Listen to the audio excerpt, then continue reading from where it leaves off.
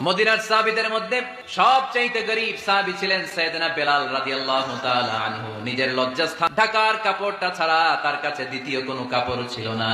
সকালে যদি খাবার পেত, দুপুরে খাবার ছিল না, দুপুরে পেলে রাতের জন্য ছিল না, আজকে খাবার থাকলে কালকে নেই। মদিনার সবচেয়ে গরীব সাহাবী বেলাল রাদিয়াল্লাহু তাআলা আনহু, লজ্জাস্থান ঢাকার জন্য শুধু একটা জামা ছিল, গায়ে দেওয়ার মতো কোনো জামা নাই। এই সাহাবীর মতো গরীব কোন সাহাবী মদিনার জমিনে নাই।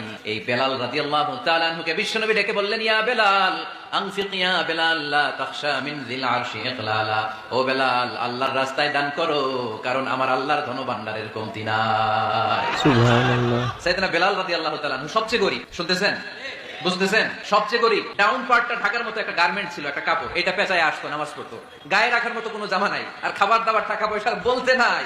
ওই সাহাবীর বিষ্ণু ইসলাম বললেন, আনফিক বেলাল, বেলাল তুমিও দান, আল্লাহু আকবার। তুমিও দাও, দানের হাতকে প্রশস্ত করে দাও। আনফিক ইয়া ইবনা আদম উনফিক আলাইক, হে বনি আদম দাও, দিলে আমি তোমারে দেব। যারা দান করে বেশি তাদেরকে দেয় কে? আল্লাহ। দিলেই আসবে, না দিলে আসে না। আপনি দেন, দেখবেন আসতে শুরু করছে। এটাই সিস্টেম। দিলে কমে না, না দিলে কমে। সুবহানাল্লাহ। সুবহানাল্লাহ।